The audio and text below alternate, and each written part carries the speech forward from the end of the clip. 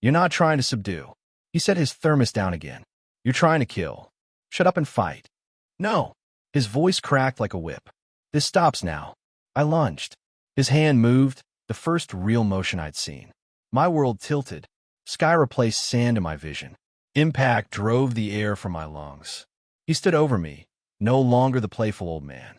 Power radiated from his frame, an almost visible force that pressed against my chest.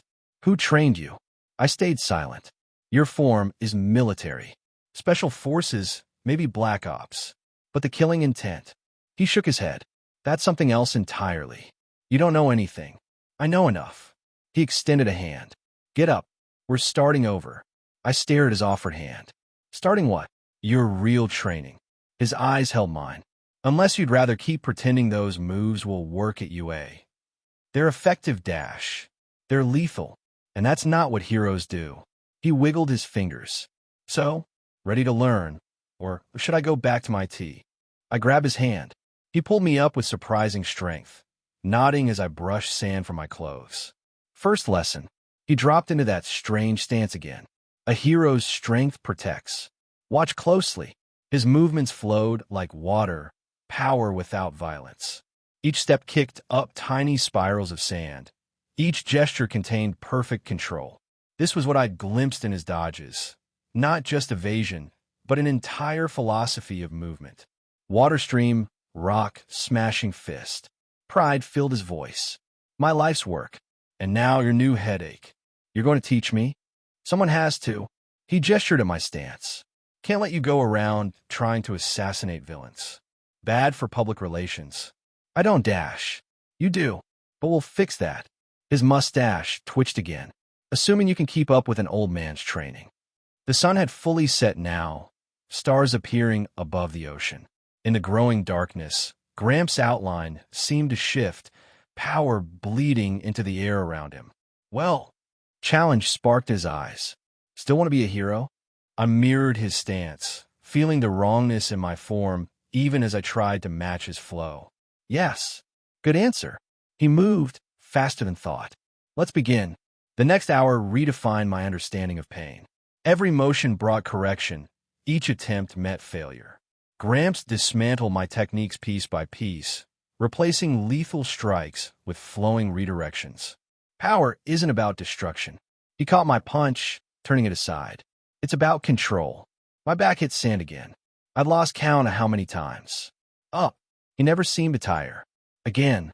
We moved through basic forms until my muscles screamed. The training weights doubled the torture, but he wouldn't let me remove them. They're part of your training now. His foot swept mine. Another fall. Just like these lessons. Every day. Every day. He held me up again. Before and after your beach work. We'll rebuild your foundation properly. I rotated my shoulder, feeling new bruises form. Why are you doing this? Because someone has to. He settled into a ready stance. And because you remind me of someone. Now, show me that first form again. This time, feel the flow. Hours later, I stumbled home. Every muscle ached. Sand had worked its way into places sand had no business being. But something had changed. My phone buzzed, a message from Gramps. 5 a.m. tomorrow. Don't be late. I saved his number, adding a contact photo from one of our training videos. The old man on his refrigerator throne, dispensing wisdom between tea sips. Another buzz. And bring breakfast. Teaching works up an appetite. I smiled despite the pain. Yes, sensei. Don't get cocky. 3 dots appeared as he typed. You've got 9 months to unlearn those killing habits. Better hope you're a fast study. 9 months to transform lethal efficiency into heroic power. 9 months to master an art that Gramps had spent decades perfecting. I'll learn. We'll see. A final message appeared. Sleep well. Tomorrow will be worse. I collapsed onto my bed, uniform still covered in sand. Tomorrow would bring more pain, more failures, more lessons in humility. But for the first time since arriving in this world, I felt something close to purpose. The old man was right. I had to change even more. Had to turn these soldiers' instincts into something heroic. Something worthy of the path I'd chosen. Sleep came quickly, dreams filled with flowing movements and the sound of waves. Tomorrow would bring pain, but also progress. One step closer to becoming something new. A hero, not a soldier. A protector, not a killer. The transformation had begun. Chapter 6, Ripple Effect. The morning air bit at my exposed skin as I made my way across the beach. Stars still dotted the sky, their light competing with the first hints of dawn. 2 protein shakes and a gallon of water sloshed in my backpack. 1 shake for me, 1 for Gramps.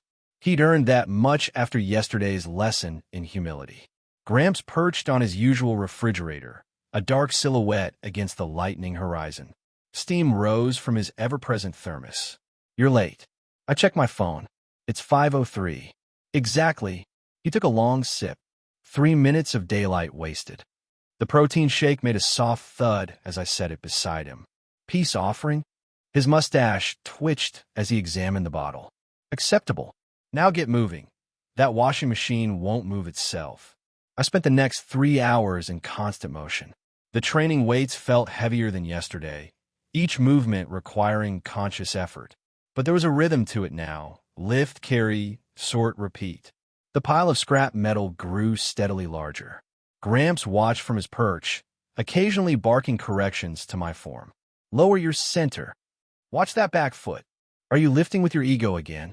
By 8, sweat soaked through my shirt despite the morning chill. Another section of beach had emerged from beneath years of neglect. Actual sand gleamed in the early sunlight. Time. Gramps hopped down from his refrigerator. Clear enough space for practice. I dragged the last piece of scrap metal aside, creating a rough circle perhaps 10 meters across. Sand shifted under my feet as I moved to the center. Now, then. Gramps circled me slowly, eyes sharp. "Show me what you remember from yesterday." I settled into the stance he'd taught me. Or tried to. Something felt off about the positioning. He adjusted my rear foot slightly. Not terrible, but not good either. Thanks for the vote of confidence. Confidence has nothing to do with it. He completed his circle. "You've got too much baggage." Baggage. Combat experience. Training. Muscle memory. Each word carried weight. "Makes my job harder." "Isn't experience good? For fighting?" "Yes." He dropped into his own stance, fluid, perfect. "For learning?" "No." Blank slates absorb new forms easier than marked ones. I shifted my weight, feeling the wrongness in my position. "So my training is actually holding me back." "Your training is trying to kill people." He moved, power rippling through his slight frame. Water stream flows around obstacles. Redirects force. Protects life. I can adapt. Dash. "Can you?" His movement became a strike. Not at me, but at the air itself. "Show me the first form again." "Without your instincts." I tried. Each motion felt clumsy, my body fighting against years of ingrained responses. Where Gramps flowed like water, I moved like rusted machinery. "Stop." He shook his head. "You're still thinking like a killer." "I'm trying not to dash." "That's the problem." He stepped closer, adjusting my arm position. "You can't suppress those instincts. You have to transform them." "Ow." "Watch." He settled into the stance again. "When force comes, don't block. Don't counter. Flow." His demonstration was beautiful, a continuous motion that seemed to bend space itself. Power radiated from each gesture, but it wasn't the destructive force I was used to. This was something else entirely. "Your turn." I moved through the form again, tried to mimic his fluidity. My body resisted, wanting to turn each motion into an attack. "Better." He circled again. "But you're still fighting yourself." "Tell me, why do you want to be a hero?" The question caught me off guard. "To help people." "By killing villains?" "No, I dash." "Then what?" He stopped in front of me. "What does being a hero mean to you?" I considered my answer carefully. "Protection. Saving people who can't save themselves." "Good." His stance shifted slightly. "Now, put that into your movement. Don't think about attacking or defending. Think about protecting." We spent the next hour working through basic forms. Each time I slipped into old habits, Gramps would stop and correct not just my physical position, but my mental approach. "Feel the difference?" He guided my arm through circular motion. "This isn't about dominating an opponent. It's about harmony." "It feels strange." Of course it does. He stepped back. You're learning to speak a new language with your body. The old one keeps trying to translate. Sweat dripped from my chin as I moved through another form. The training weights made every motion a conscious effort, but something was changing. Moments of flow appeared between the awkward transitions. There, Gramps nodded. For just a second, you had it. Had what? The essence of water stream. He demonstrated the motion again. Complete control without dominance. Power without destruction. The sun climbed higher as we worked. Each form built on the last, creating patterns that seemed to echo through my muscles. The soldier's instincts didn't fade, but they began to shift, less about ending threats, more about redirecting them. Enough. Gramps returned to his refrigerator. Same time tomorrow. I rolled my shoulders, feeling new kinds of soreness. More unlearning, more transformation. He retrieved his thermos. You can't erase your past training, but you can change how you use it. Into something heroic, into something worthy. His eyes met mine. Now go home. Rest. Tomorrow we'll see if any of this stuck. I gather my things, muscles protesting every movement. The training weights felt like they doubled in mass during the session. Oh, and boy, I turned back. Bring more of that protein shake. His mustache twitched. Teaching's hungry work. The next 7 months reshaped everything. My body, my relationships, my understanding of what it meant to be a hero. Each day brought new challenges as Gramps pushed me further into the philosophy of water stream, while my own training transformed Izuku's frame into something unrecognizable. Day 60, I narrated to the camera. Growth spurt hit hard. Had to buy new training weights. The old ones didn't fit anymore. The phone screen showed a different person than that first recording. My shoulders had broadened, chest deepened. Even my face had changed, baby fat melting away to reveal sharper angles. The boy's getting taller, Gramps called from behind the camera. Soon he'll have to duck under doorways. You're exaggerating. But I had to admit, the growth was dramatic. 165 centimeters had become 175 in just 2 months, with no signs of slowing. Mom noticed too. I caught her measuring my height against the kitchen doorframe one morning, tears in her eyes. You're growing so fast, she whispered. Just like your father did. Something in her voice made me pause. Tell me about him. She did, over breakfast. Stories of a man who towered over others, whose smile could light up rooms, who vanished overseas when I was 4, leaving only memories and a height chart on the door. You have his build, she said, touching the highest mark. The conversation shifted something between us. Mom started asking more questions about my training, even joining me for morning runs. Day 90, I told the camera. Mom's keeping pace better than I expected. We did 5 kilometers today. The screen showed us both, sweating but smiling. Her green hair pulled back in a ponytail, determination bright in eyes, so like my own. Your mother's got spirit, Gramps commented during that day's training. Unlike some students I could name. I rolled under his sweep, finally managing to maintain Waterstream's flow. I learned it from her. Months passed. The beach transformed as steadily as my body. Local news picked up the story. Mystery teen plans to clean beach solo. Reporters tried getting interviews, but I kept to my schedule. I like to wait for an interview until it's almost fully clean. Day 120. The camera panned across newly exposed sand. Halfway done with the cleanup. Also hit 180 centimeters today. Show them the new move, Gramps directed from behind the lens. I dropped in a stance, letting power flow through the forms he drilled into muscle memory. Waterstream's movements felt natural now. Lethal efficiency transformed into fluid protection. Better, he admitted. Almost worthy of style. But Kugo cornered me after class the next week. His crimson eyes burned with questions as he blocked my path. What the fuck happened to you, Deku? I stood straight, no longer feeling small in his presence. Training. Bullshit. His gaze traced my height, now several centimeters above his own. Different. People change, Kakin. I stepped past him, maintaining Waterstream's mental flow. Even quirkless ones. His explosions followed me down the hall, but he didn't pursue. Maybe he sensed the difference in my stance, the confidence that had replaced old fears. Or maybe he just couldn't reconcile this new version of Deku with his memories. Day 180. I held the camera myself now, documenting another growth spurt. 185 centimeters. Had to replace the uniform again. The screen showed definition that would have seemed impossible months ago. Lean muscle wrapped my frame, built by countless hours of hauling scrap metal and practicing forms. Mom's transformation proved equally dramatic. Our morning runs had become daily bonding time, her own fitness improving steadily. She even joined weekend training sessions, learning basic forms from Gramps.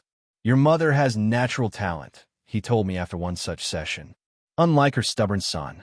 But even his criticism had grown softer, tempered by months of shared effort. He'd become more than just a teacher, though I'd never tell him that. Day 240. The camera captured pre-dawn darkness, waves crashing against newly clean shore. Almost there. Beach is about 80% clear. Local media attention intensified as the transformation became impossible to ignore. A kilometer of coastline rescued from years of neglect, all by one teenager's stubborn effort. The reporter caught me during a water break, microphone thrust forward eagerly. What inspired you to take on this project alone? I wiped sweat from my brow, considering my answer. The beach needed cleaning. Simple as that. But surely there were easier ways? Community service groups, government programs. Probably. I lifted another engine block. But this was something I could do myself. Sometimes that's enough. The story ran that evening. Local teens' solo mission to save Tacoba Beach. They'd caught good footage of the cleanup process, even got a few quotes from impressed locals. Mom recorded it all, beaming with pride. Day 300. Gramps held the camera this time, his gravelly voice providing commentary. Show them the difference, boy. I pulled up the first video on my phone, propping it beside the camera. Past and present played side by side. Scrawny kid versus transformed warrior. Take off your shirt, Gramps directed. Let them see what real training does. I complied, revealing the results of 10 months' brutal effort. Muscle rippled beneath scarred skin, telling stories of countless falls and failures overcome. A proper student, Gramps admitted. Finally, the beach gleamed behind me, nearly restored to its former glory. Just a few more weeks of work remained. I'm going to do it, I told the camera. UA's exam is 2 months away. Time to show the world what a quirkless hero can do. Gramps' mustache twitched. Still got lots to learn, boy. Always, I agreed. But I'm ready for the next step. The camera captured his nod, slight but full of meaning. We'd come far from that first day of fumbling forms and frustrated falls. I stood at my full height now, 188 centimeters of transformed purpose. Water stream flowed through every movement, lethal instincts channeled into protection rather than destruction. A hero's power, not a soldier's. Chapter 7. A+ Ultra New Year. January 1st, 2226. The first rays of sunlight spilled through my window on New Year's morning. Steam rose from a mug in my hands as I sat cross-legged on my bed, surveying the changes in my room.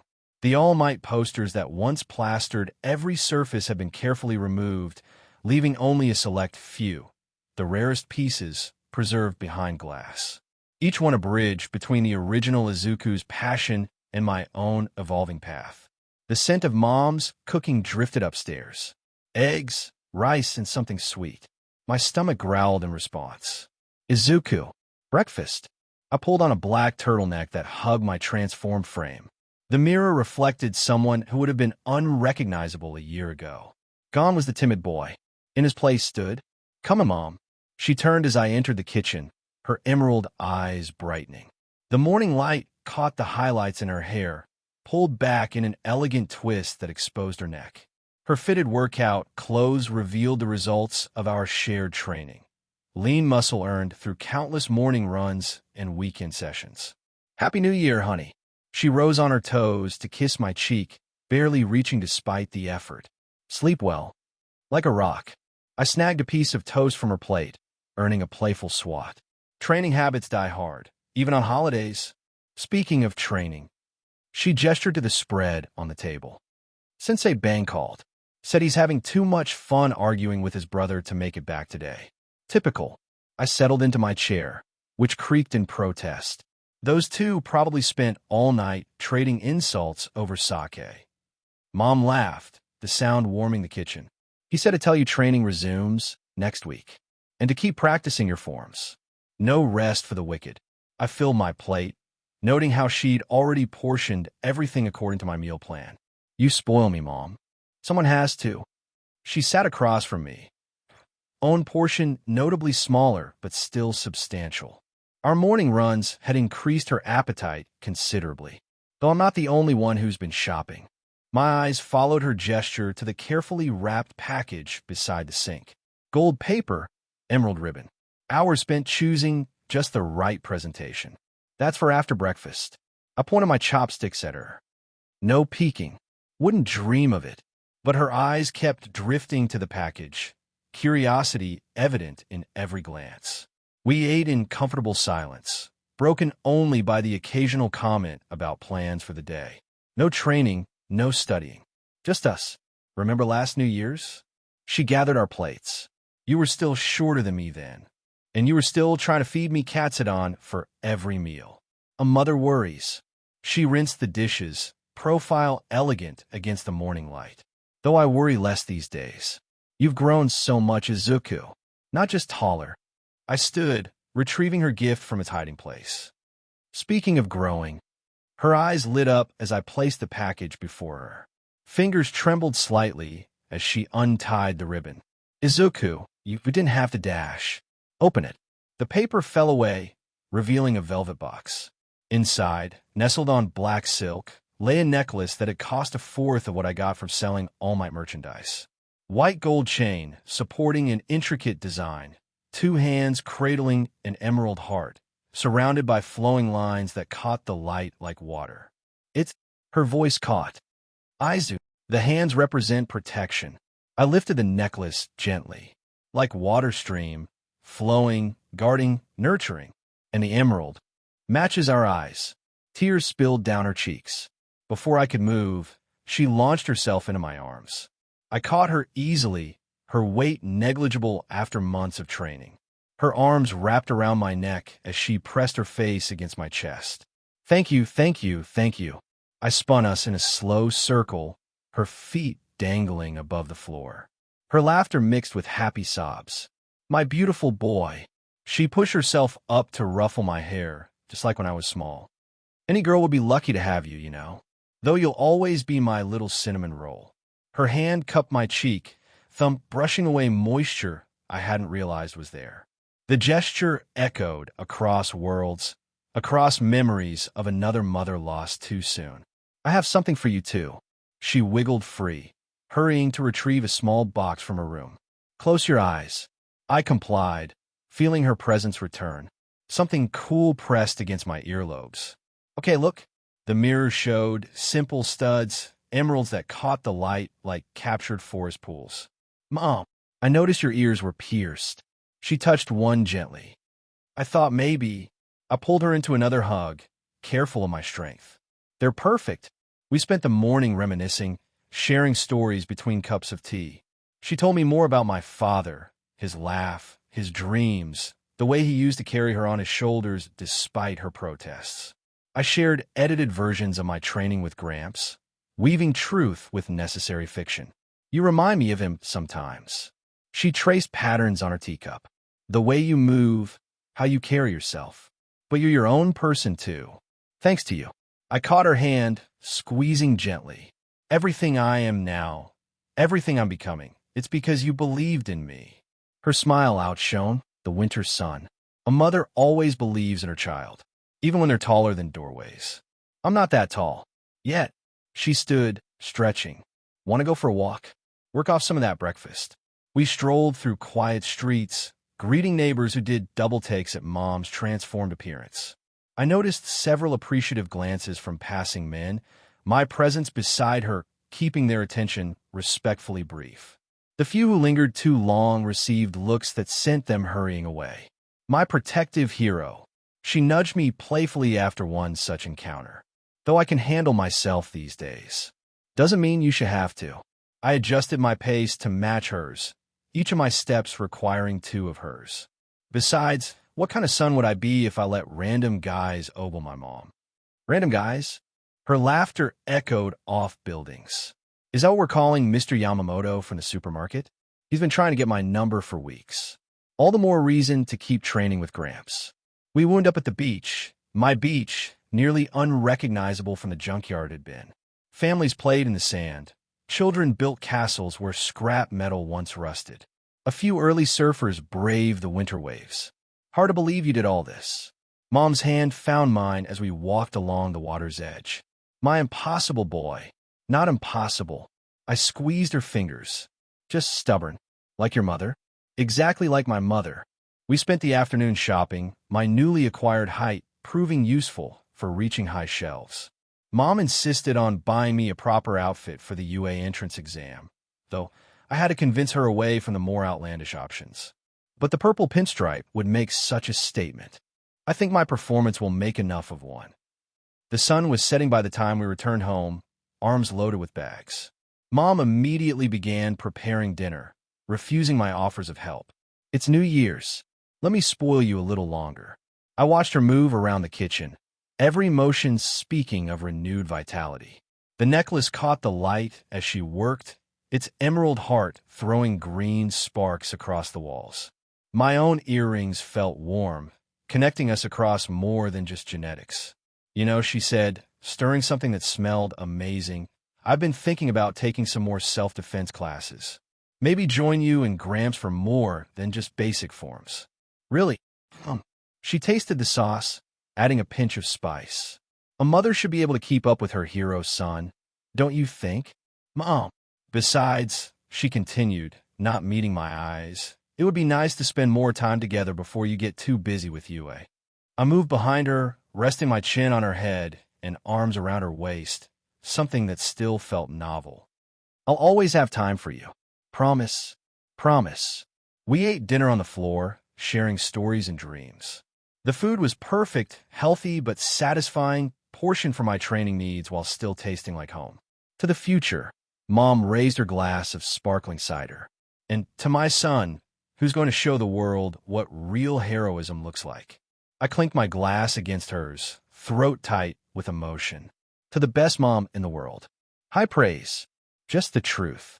The evening wound down slowly, neither of us wanting it to end. We ended up on the couch, watching old movies while she pointed out scenes filmed near her childhood home. Your grandmother would have loved you. She played with my new earring absently. She always said the measure of a person wasn't in their quirk, but in their heart. Sounds like a wise woman. She was. Mom's voice grew soft with memory. A lot like you, actually. Always helping others, even when it cost her. Tell me more about her. So she did, painting pictures of a woman I'd never meet, but whose blood ran in my veins. Outside, fireworks began popping. Early celebrants getting a head start on the evening's festivities. Want to watch from the roof? I offer my hand, just like when you were little. Some traditions are worth keeping. We climbed carefully, settling on the familiar spot where a much smaller Izuku had once watched All Might videos on his phone. Mom leaned against my shoulder, her presence grounding me in this moment, this world. Happy New Year, Mom. Happy New Year, my hero. The sky erupted in color, but the real light was right beside me, in emerald eyes that mirrored my own, in a smile that bridged worlds and healed old wounds, in a love that made everything else possible. I held her close as the new year began, silently thanking the twist of fate had given me this second chance at family, at being a son to a mother who deserved nothing less than everything I could give. The fireworks painted us in shifting hues, but the real celebration was quieter, a mother and son, together, facing whatever came next as a team. Just as it should be. Chapter 8, Unburdened. The morning sun painted Tacoba Beach in gold. My phone's camera swept across pristine sand where mountains of trash once stood. 10 months ago, this place was a junkyard. My voice carried over the gentle waves. Now, I panned across families setting up beach umbrellas, kids building sandcastles, and early morning joggers leaving footprints along the waterline. The transformation felt surreal, like watching a time-lapse in reverse, each piece of garbage giving way to something beautiful. The camera settled on a familiar refrigerator, its rusted bulk alone sentinel against the restored landscape. Mom stood beside it, hand resting on the dented metal. The last piece. She smiled at the camera. Your throne, Sensei. Gramps emerged from behind the fridge, teacup in hand. Proper spot for an old man to watch his student grow. He patted the metal surface. Though I suppose it's time to let this one go too. The recording ended. I tucked my phone away and gripped the refrigerator's edges. 10 months of training made the weight almost negligible. The metal groaned as I lifted, sand cascading from its underside. Need a hand, young man? Gramps sipped his drink, just enjoying the moment. The fridge balanced easily above my head. Last piece of trash on my beach. Your beach. Mom's laugh carried across the sand. Getting cocky, aren't we? Earn confidence. Gramps corrected. Boys allowed some pride today. I walked the fridge to the waiting truck, memories playing behind my eyes. That first day, barely able to move a microwave. Now, the massive appliance felt like a cardboard box. The truck driver gaped as I set it down gently in the bed. You sure you're not using a quirk, kid? Just good old-fashioned muscle. I patted the fridge farewell. Thanks for handling the disposal. Thank you for the business. He shook his head. Place looks amazing. As the truck pulled away, Gramps finished his sake and stretched. Well then, time for our last lesson. Mom already had her phone ready. You boys behave. Sensei. I shifted my weight, testing the familiar burden on my training weights. Would it be alright if I used Eskrima sticks? Been practicing with them and dash. Planning to bring them to UA's exam. No. I rubbed my neck. Support gear application got denied. Not quirk-related. Then there's your answer, Brad. His eyes crinkled. Not that you needed them to beat a poor old man. Poor old man who put me in the sand yesterday. Only 6 times. You're improving. He gestured at my weighted clothing. Take those off. Time to see what you can really do. I blinked. The weights? All of them. All of them. One by one, I removed the carefully hidden weights, ankles, wrists, vest, belt. Each piece landed with a heavy thud, leaving deep impressions in the sand. The total weight had grown gradually over months, reaching nearly 150 kilograms. Without them, my body felt strange, untethered. I jumped experimentally, sand spraying as I accidentally launched myself 2 meters up. Oh, I landed softly, knees flexing. Oh, better adjust quick. Gramps settled into his stance. I won't wait. Mom's camera tracked us as we squared off. The morning sun caught the emerald studs in my ears. Mom's New Year's gift catching light as I mirrored Gramps' position. Ready, boy. My grin answered for me. He moved. I moved. Sand exploded around us as 10 months of training crystallized into pure motion. My fist passed through empty air where his head had been. His counterstrike brushed my ribs as I twisted away, the gentle tap carrying enough force to send shivers through my muscles. We separated and clashed again, faster. Better. His praise didn't slow his attacks, but still telegraphing your right cross. Not anymore. I changed the cross into a grab, catching his sleeve. Victory lasted half a second before he turned my grip against me, sending me cartwheeling. I landed running, feet barely touching ground as we accelerated. Without weights, my speed fell unlimited. Gramps matched me effortlessly, his movements smooth as flowing water. Good. He blocked my combination. Now show me what you've really learned. The real lesson began. Each exchange lasted fractions of seconds, impacts creating small shock waves in the sand. My attacks flowed like he's taught me. Redirect, adapt, overcome. His defenses remained impenetrable, but I managed to slip through occasionally. A glancing blow to his shoulder. A knee that brushed his guard. A kick that forced him to actually block instead of redirect. Small victories against a master. His counterattacks landed more frequently, each precisely calculated to teach. A tap to show an opening. A sweep to remind me about footwork. A throw to emphasize balance. You've grown strong. He caught my kick and spun me. But strength alone isn't enough. That's why dash, I rolled under his strike. You taught me dash, my elbow sought his ribs. To flow, show me. The fight accelerated again. My consciousness expanded like he'd trained me, feeling air currents, reading muscle tensions, predicting movements before they began. His techniques came at me like a rushing river, and I became the stones that split its flow. For 3 glorious seconds, I matched him perfectly. Attack and defense blended seamlessly as we moved across the sand. Then he smiled. Not bad. His form shifted subtly. But you're still 100 years too early. What followed was pure education. Every move I'd learned appeared in its highest form. Each technique demonstrated through my helpless defense. Sand flew as he tossed me around like a leaf in a hurricane, his movements too perfect to counter, too fast to evade. I hit the ground one final time, breath rushing out as I stared at the sky. I yield. Oomph. He offered his hand. 7 hits. Really? I let him pull me up. I counted 4. 7 solid contacts. Your speeds improved dramatically. His eyes held rare pride. You'll do well tomorrow. Mom lowered her phone, wiping tears. That was beautiful. Like a dance. A dance? I brushed sand from my hair. Pretty sure I was the one getting dipped. Brat. Gramps retrieved his sake cup.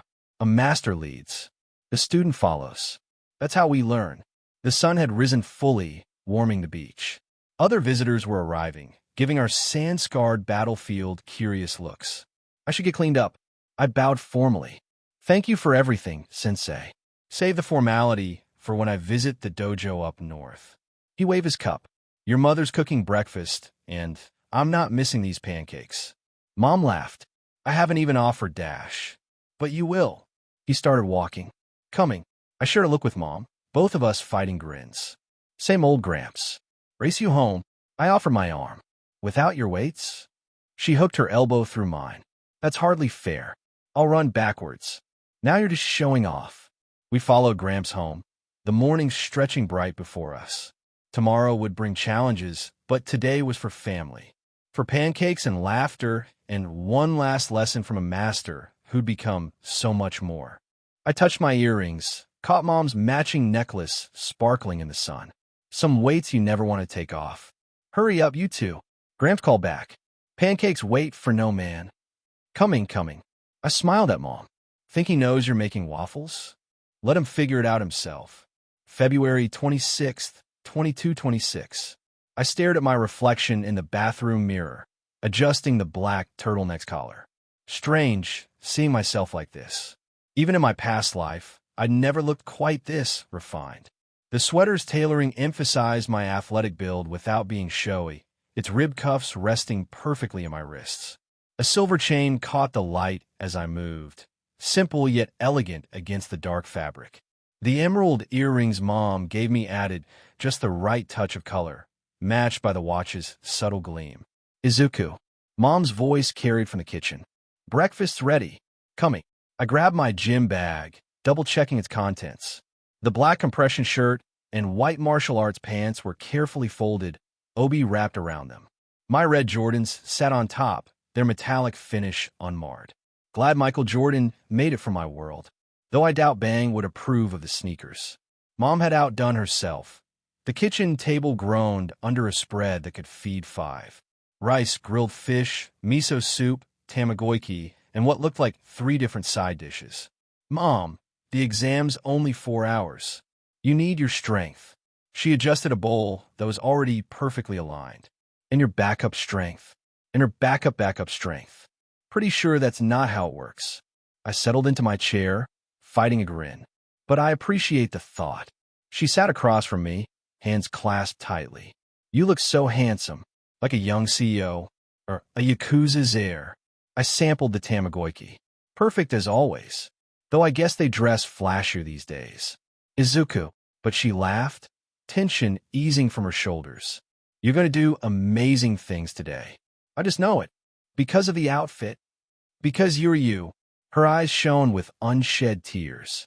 My brilliant, dedicated, incredible son who turned a junkyard into a beach. Who trains until his hands bleed, then gets up and trains more. Who dash, she sniffed. Who's going to make me cry into my breakfast if he doesn't stop looking so grown up? Mom, I'm fine. She dabbed her eyes with a napkin. Just proud. So proud it hurts sometimes. I reached across the table, squeezed her hand. Thank you. For everything. These past 10 months, Dash. Eat your breakfast. She squeezed back. Before I really start crying. We ate in comfortable silence, sunlight streaming through the kitchen window.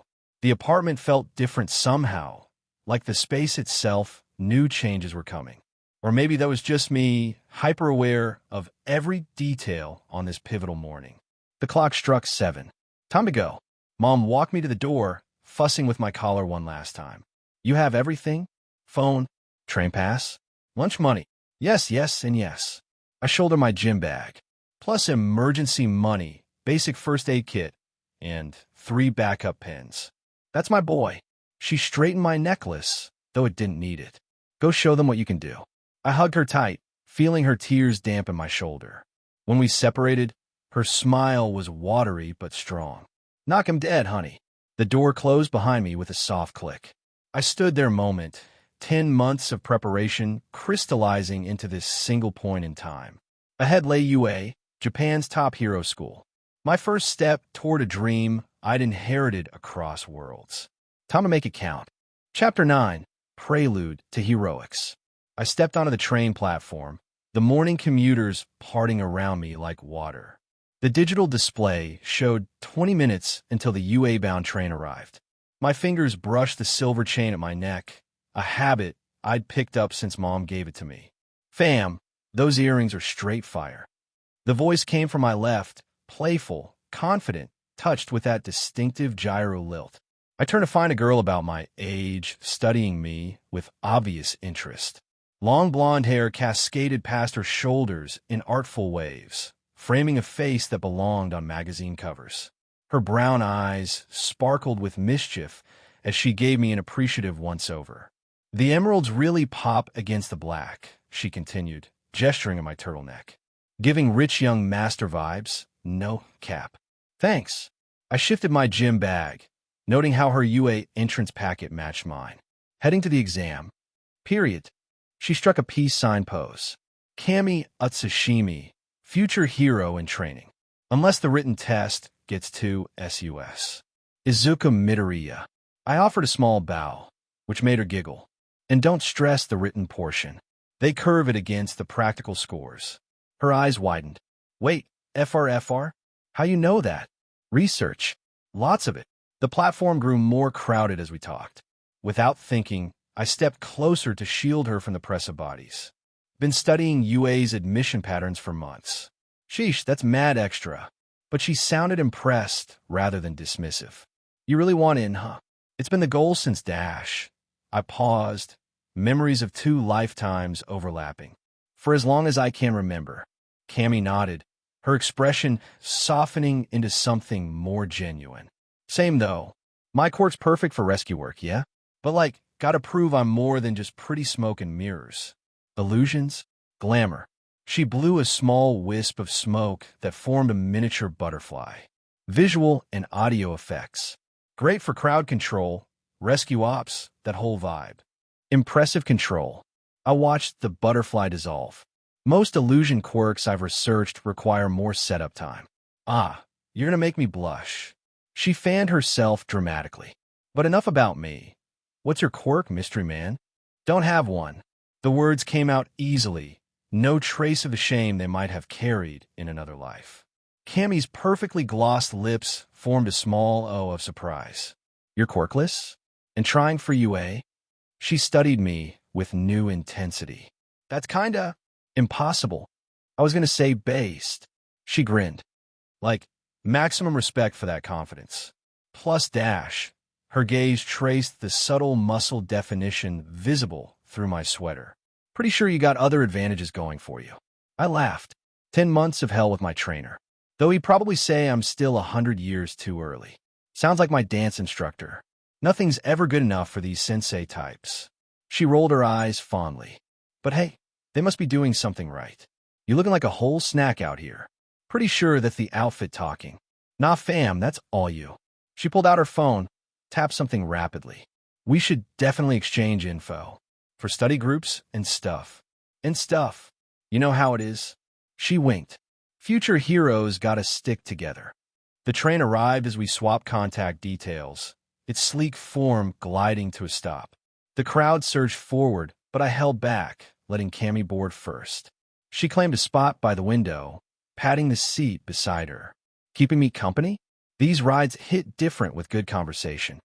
I settled in next to her, careful to maintain a respectful distance despite the cramped space. 20 minutes isn't much time for conversation. Bet. She turned sideways in her seat, one knee drawn up. 20 minutes is plenty if you're efficient. Like speed dating, but for making friends. Speed friending. Now you're getting it. Her smile lit up her whole face. Quick, tell me 3 things about yourself. Wrong answers only. The train pulled away from the station as I considered. I'm secretly All Might's love child. I have a collection of vintage spoons, and I once wrestled a bear in Hokkaido. Cammy's laugh drew attention from other passengers. The spoon thing actually tracks with your whole aesthetic. Very old money energy. Your turn then. Bet. I'm actually a highly advanced AI. I won the National Hot Dog Eating Contest 3 years running, and dash, she leaned in conspiratorially. I've never seen a single episode of All Might's variety show. That last one's just tragic. We spent the rest of the ride trading increasingly ridiculous stories, our laughter earning mixed looks from the other passengers. Cammy's presence felt like a sunbeam, warm, bright, impossible to ignore. She gestured expansively when she talked, her movements graceful despite the confined space. The train announcement system chimed. UA station, approaching. Already, Cammy pouted. But I was just about to tell you about my secret career as a professional yodeler. Save it for after the exam. I stood, offering her a hand up, assuming we both pass. Oh, we're passing. She took my hand. No doubt. The station platform teamed with other exam candidates, all heading toward UA's imposing main gate. Cammy stuck close to my side as we navigated the crowd. Hey, she touched my arm lightly. For real, though? Thanks for making this morning not suck. I was mad nervous before meeting you. You? Nervous? Facts. But something about you just dash, she made a vague gesture. Makes things feel possible, you know? I thought about the beach, about 10 months of transformation, about second chances and inherited dreams. Yeah, I said softly. I know exactly what you mean. The gate loomed ahead, its metal surface gleaming in the morning sun. Cammy squeezed my arm once before releasing it. Ready to make history, fam? I met her confident grin with one of my own. Let's show them what we can do. The massive H-shaped building dominated the skyline, its glass and steel architecture gleaming against the morning clouds. Cammy whistled, head tilted back to take in the full scope. Bruh, that's straight-up architectural flex right there. Like they built a whole-ass power move. I opened my mouth to respond, but a familiar presence barreled toward us from the left. Years of training had my muscles tensing automatically. Out of my way, Deku. Bakugo's shoulder caught empty air as I shifted slightly, letting him pass without contact. His crimson eyes narrowed at the effortless dodge. Good luck on the exam, Kakin. The words came out calm, measured. My pulse had spiked at his approach, old instincts screaming for a more direct response. But I wasn't that person anymore. Either version of me. Bakugo's lip curled. TCH. His gaze lingered on Cammy for a moment before he stalked away, small explosions crackling in his palms. Okay, that was mad tense. Cammy's perfectly shaped eyebrows drew together. What's his damage? Childhood rival things.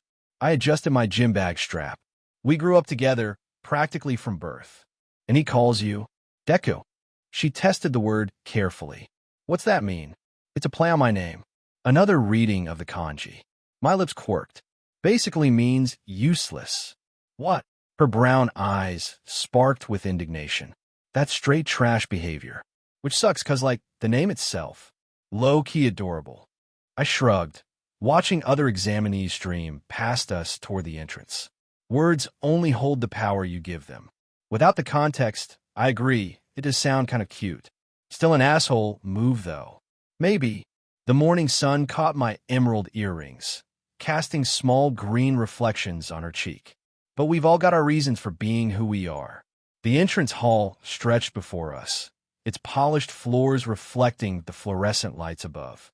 Two massive arrows dominated the far wall. AM pointed left, NZ right. Guess this is where we split. Cammy's expression brightened.